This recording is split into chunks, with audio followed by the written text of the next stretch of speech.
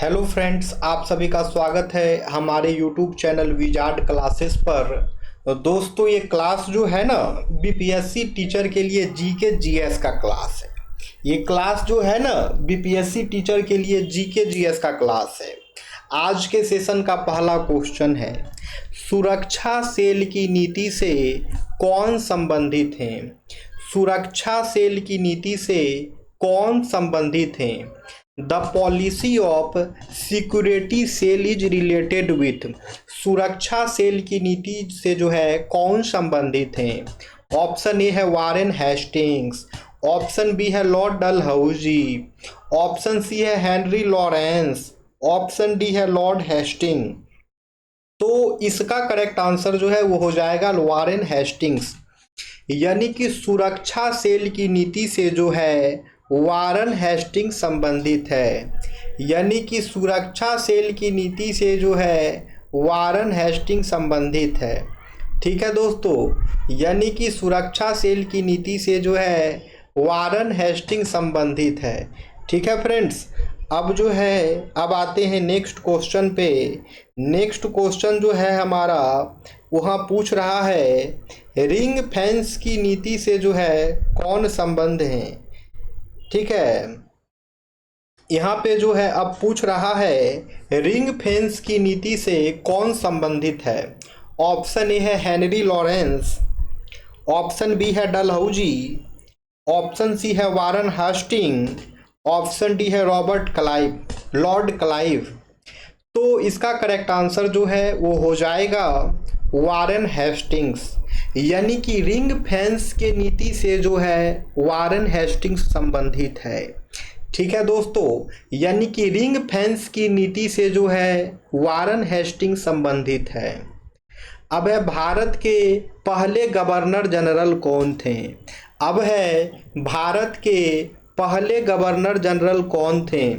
Option A है Robert Clive, option B है Warren Hasting, option C है Lord Mayo, option D है Lord Dalhousie. तो भारत के पहले गवर्नर जनरल जो हैं वो वारेन हेस्टिंग थे।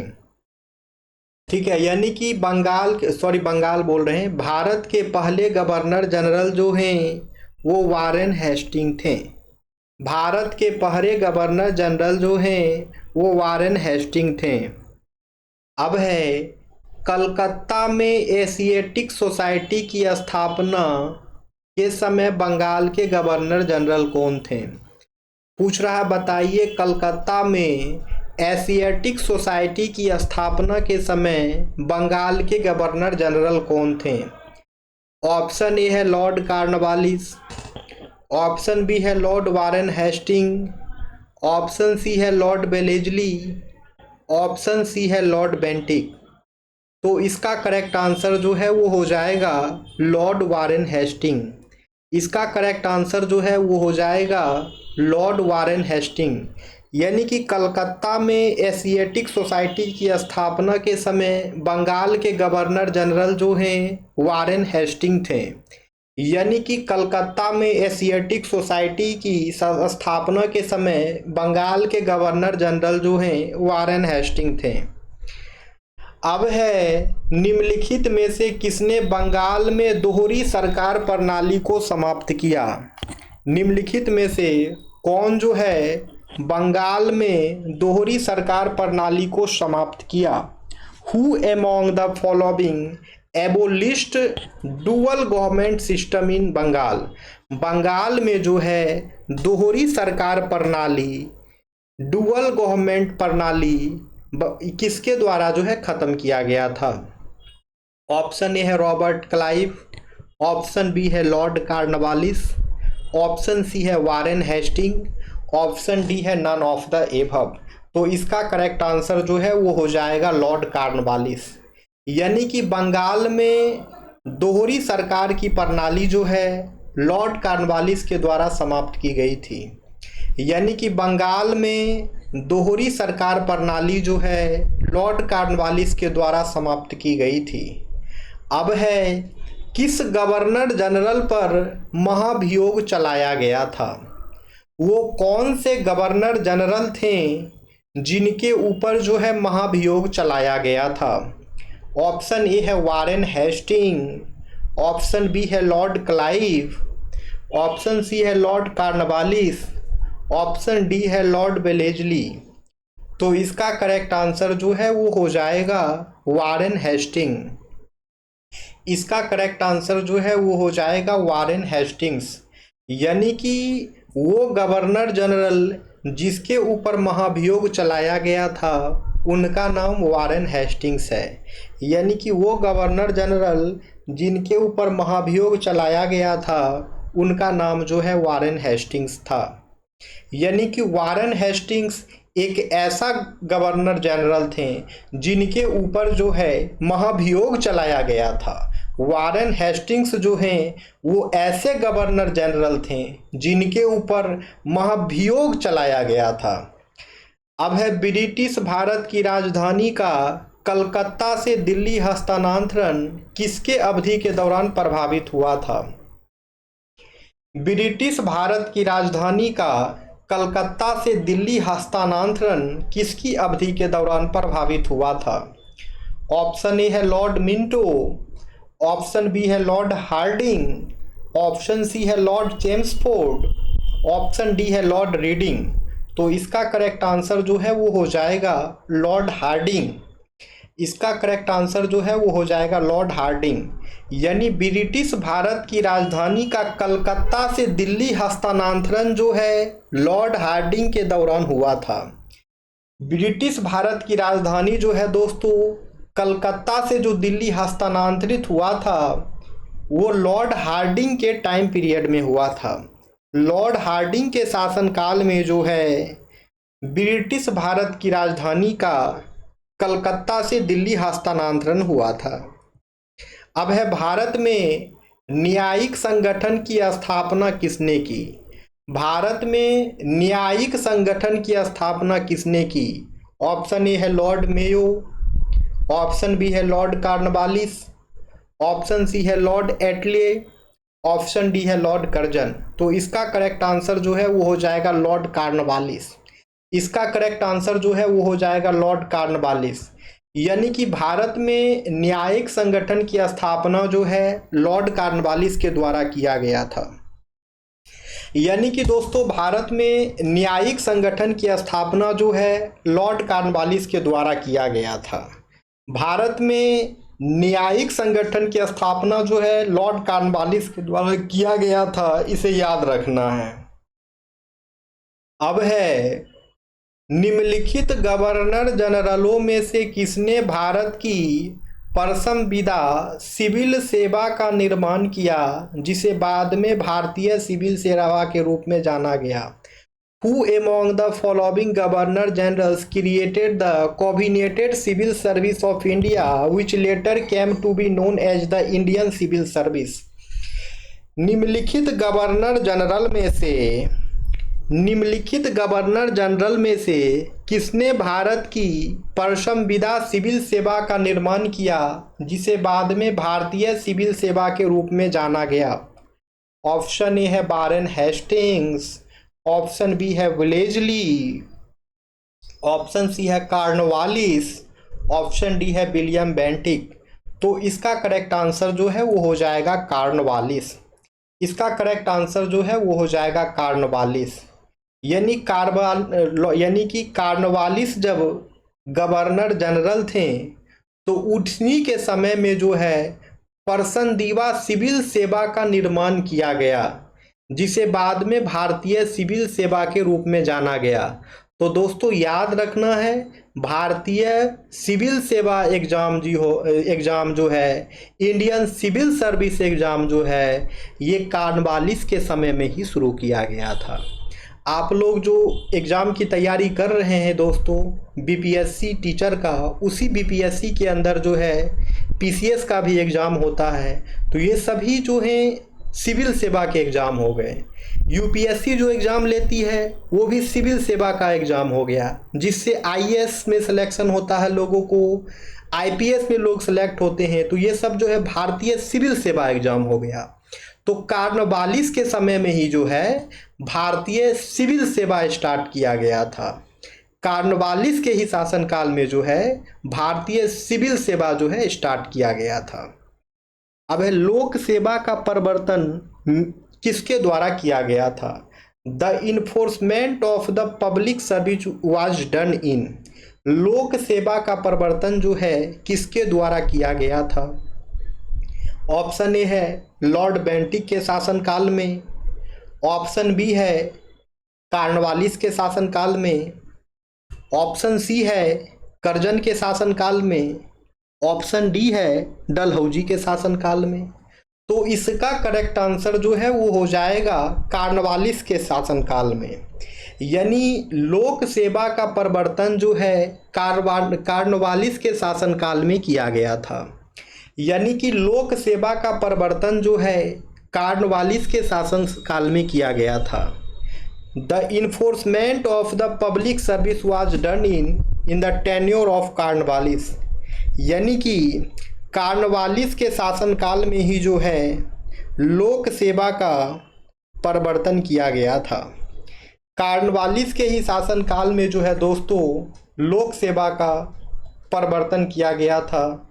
यानी कि पब्लिक सर्विस का जो है इन्फोर्समेंट किया गया था। पब्लिक सर्विस का जो है इन्फोर्समेंट कार्नवालिस के ही शासनकाल में किया गया था। अब है लॉर्ड कार्नवालिस का मकबरा कहाँ पर स्थित है? लॉर्ड कार्नवालिस का मकबरा कहाँ पर स्थित है? ऑप्शन ए है गाजीपुर, ऑप्शन बी है बलिया, ऑप्शन सी है वाराणसी, ऑप्शन डी है गोरखपुर। तो इसका करेक्ट आंसर जो है वो हो जाएगा गाजीपुर। इसका करेक्ट आंसर जो है वो हो जाएगा गाजीपुर। यानी लॉर्ड कार्नवालिस का मकबरा जो है वो गाजीपुर में स्थित है। यानी कि लॉर्ड कार्नवालिस का मकबरा जो है गाजीपुर में स्थित है। याद रखना है दोस्तों, लॉर्ड कार्नवालिस का मकबरा कहाँ स्थित है? तो लॉर्ड कार्नवालिस का मकबरा जो है गाजीपुर में स्थित है। अब है 1802 में बेसिन की संधि किसके बीच हुई थी? 1802 में बेसिन की संधि जो है किसके बीच हुई थी? ऑप्शन ई है इंग्लिश एंड बाजीराव प्रथम, ऑप्शन बी है इंग्लिश एंड बाजीराव द्वितीय, ऑप्शन सी है फ्रेंच और बाजीराव प्रथम, ऑप्शन डी है डच और बाजीराव द्वितीय।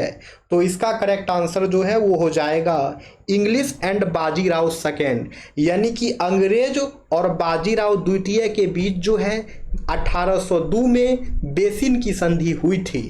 1802 ईस्वी में जो है दोस्तों अंग्रेज और बाजीराव द्वितीय के बीच जो है बेसिन की संधि हुई थी। 1802 ईस्वी में जो है दोस्तों अंग्रेज और बाजीराव द्वितीय के बीच जो है बेसिन की संधि हुई थी। तो 1802 में बेसिन की संधि किसके किसके बीच हुई थी? 1802 में बेसिन की संधि जो है किसके किसके बीच हुई थी? तो अंग्रेज और बाजीराव द्वितीय के बीच। अंग्रेज और बाजीराव द्वितीय के बीच जो है दोस्तों 1802 में बेसिन की संधि हुई थी। अब है लॉर्ड वेलेस्ली की सहायक संधि को स्वीकार करने वाला पहला मराठा सरदार कौन था? लॉर्ड वेलेस्ली की सहायक संधि को स्वीकार करने वाला पहला मराठा सरदार कौन था? ऑप्शन ए है पेशवा बाजीराव द्वितीय, ऑप्शन बी है रघुजी भोसले, ऑप्शन सी है दौलताराव सिंधिया, ऑप्शन डी है नन ऑफ द एबव। तो इसका करेक्ट आंसर जो है वो हो जाएगा पेशवा बाजीराव द्वितीय। इसका करेक्ट आंसर जो है वो हो जाएगा पेशवा बाजीराव द्वितीय। यानी लॉर्ड वेलेस्ली की सहायक संधि को स्वीकार करने वाला पहला मराठा सरदार जो था वो पेशवा बाजीराव द्वितीय था। यानी कि लॉर्ड वेलेस्ली की सहायक संधि को स्वीकार करने वाला पहला मराठा सरदार जो था वो पेशवा बाजीराव द्वितीय था। अब है सहायक गठबंधन किसके शासनकाल के दौरान लागू किया गया था? सहायक गठबंधन जो है किसके शासनकाल के दौरान लागू किया गया था? ऑप्शन ए है लॉर्ड कार्नवालिस, ऑप्शन बी है लॉर्ड वेलेस्ली, ऑप्शन सी है sir John Shore, option D है लॉर्ड्स अकलैंड। तो इसका करेक्ट आंसर जो है वो हो जाएगा लॉर्ड बेलेजली। इसका करेक्ट आंसर जो है वो हो जाएगा लॉर्ड बेलेजली। यानी कि सहायक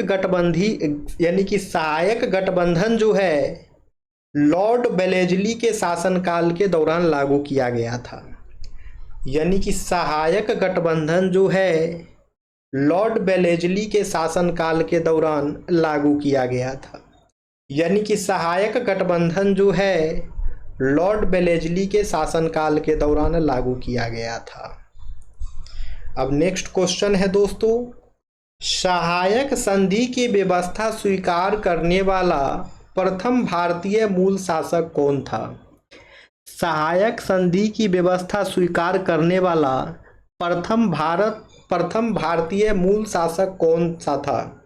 ऑप्शन ए है ग्वालियर का सिंधिया, ऑप्शन बी है हैदराबाद का निजाम, ऑप्शन सी है पंजाब का दलीप सिंह, ऑप्शन डी है गायकवाड़ ऑफ बड़ौदा, यानी कि बड़ौदा के गायकवाड़।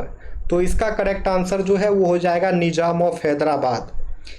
यानी कि सहायक संधि की व्यवस्था स्वीकार करने वाला प्रथम भारतीय मूल का शासक जो था वो हैदराबाद का निजाम था। यानी कि सहायक संधि की व्यवस्था स्वीकार करने वाला प्रथम भारतीय मूल का शासक जो था वो हैदराबाद का निजाम था। याद रखना है दोस्तों, सहायक संधि की व्यवस्था स्वीकार करने वाला प्रथम भारतीय मूल का शासक जो है वो हैदराबाद का निजाम था। ओके, अब है सहायक गठबंधन को किसके द्वारा स्वीकार नहीं किया गया था? सहायक गठबंधन को किसके द्वारा स्वीकार नहीं किया गया था वो पूछा जा रहा है।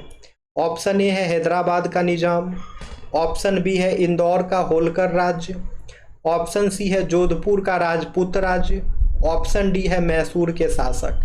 तो इसका करेक्ट आंसर जो है वो हो जाएगा इंदौर का होलकर राज्य।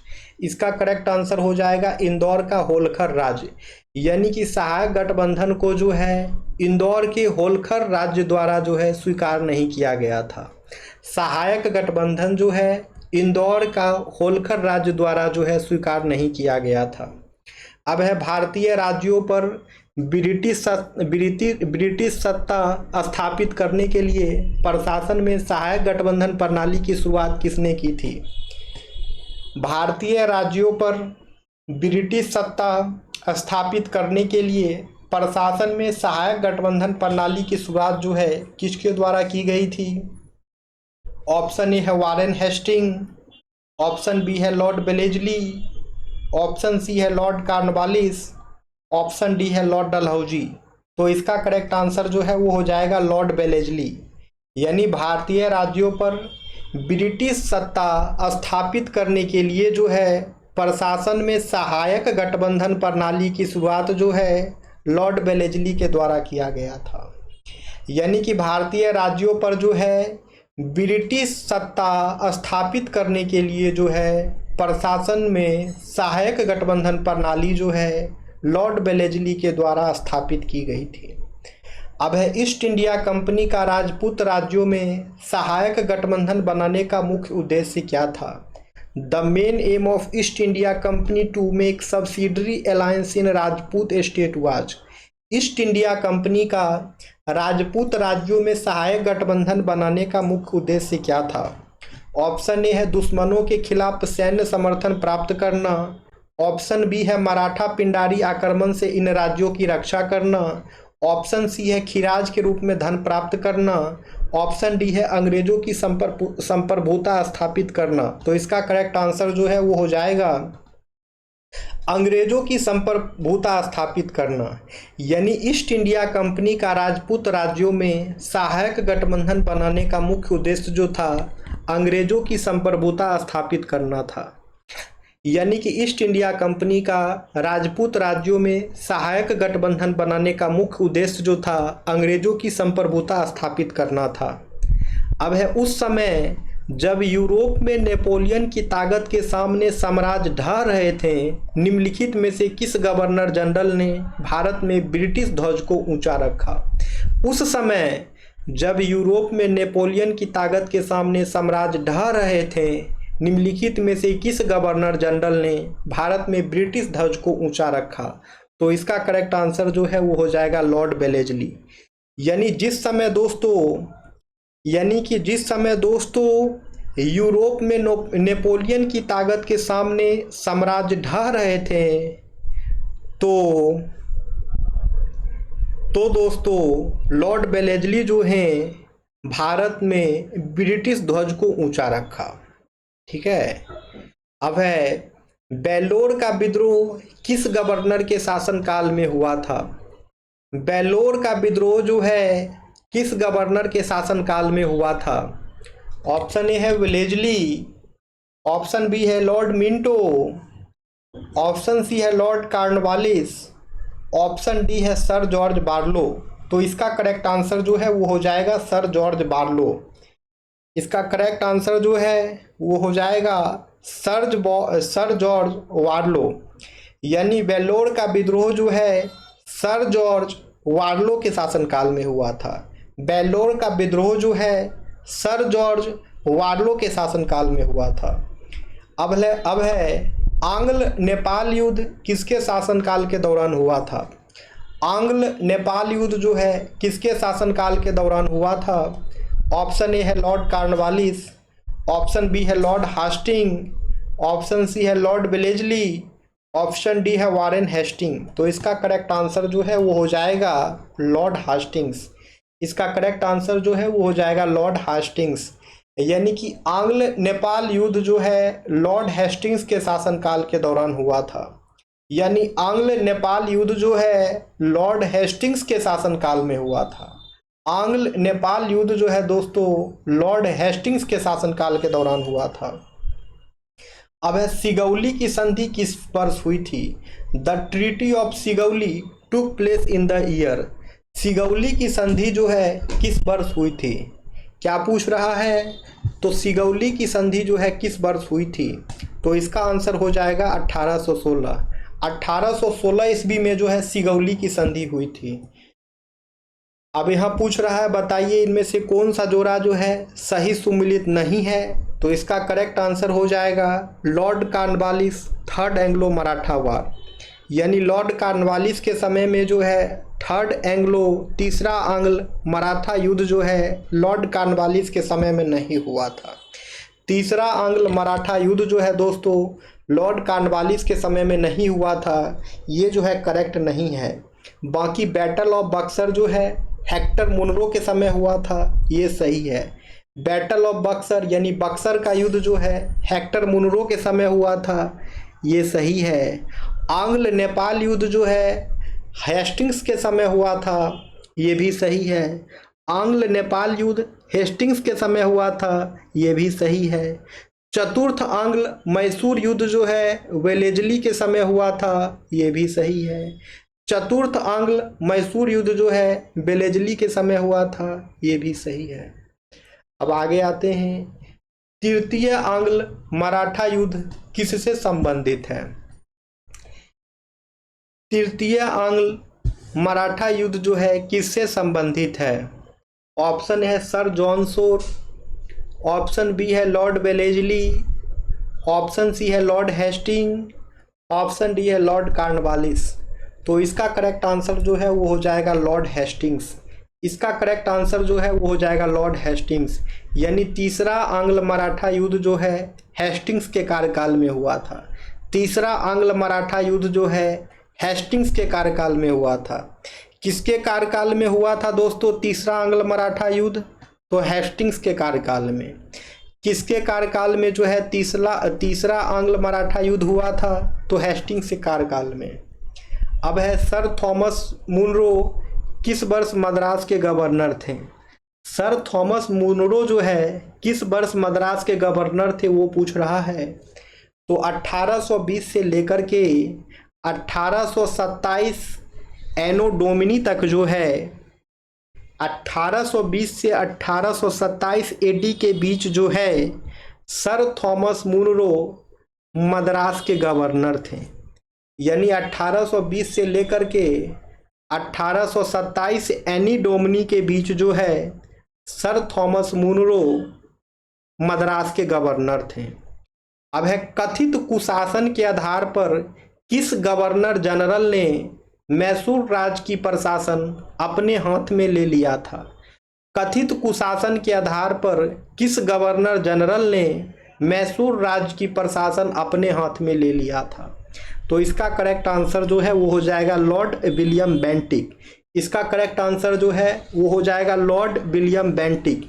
यानी कथित कुशासन के आधार पर जो है लॉर्ड विलियम बेंटिक ने मैसूर राज्य की प्रशासन अपने हाथ में ले लिया था। कथित कुशासन के आधार पर लॉर्ड विलियम बेंटिक ने मैसूर राज्य की प्रशासन जो है अपने हाथ में ले लिया था। दोस्तों ये क्वेश्चन आप लोगों को होमवर्क दे देते हैं, सेशन एंड हो जाने के बाद जो है ना इसका आंसर आप लोग कमेंट सेक्शन में कमेंट करिएगा दोस्तों, ठीक है। तो मिलते हैं अब कल की ही क्लासेस में। 25 क्वेश्चन हो गया है आज के सेशन में। डेली कोशिश रहता है कि कम से कम 25 क्वेश्चन तो ज़रूर डिस्कस कराएं।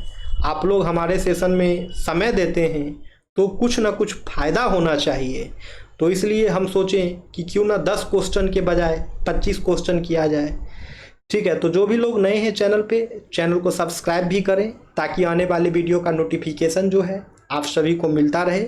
और जो लोग नए हैं चैनल पे, चैनल को सब्सक्राइब भी कर लेंगे, ठीक है। और सभी लोग वीडियो को लाइक अवश्य करें दोस्तों, वीडियो को जो है लाइक अवश्य करें दोस्तों सभी लोग। फिर मिलते हैं कल की क्लासेस में। Thank you friends, thank you everyone.